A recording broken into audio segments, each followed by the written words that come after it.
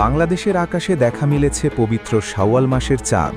ফলে দীর্ঘ ১ মাস সিয়াম সাধনার পর আগামীকাল সারা দেশে যথাযথ ধর্মীয় ভাবগাম্ভীর্য ও আনন্দ উদ্দীপনার মধ্য দিয়ে উদযাপিত হবে পবিত্র ঈদ উল ফিতর।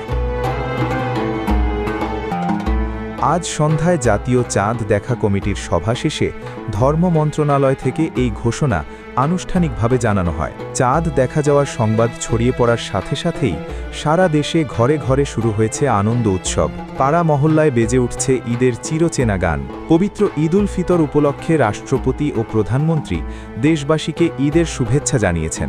রাজধানী সহ দেশের প্রতিটি জেলা ও উপজেলায় ঈদের প্রধান জামাতগুলোর প্রস্তুতি ইতোমধ্যে সম্পন্ন হয়েছে।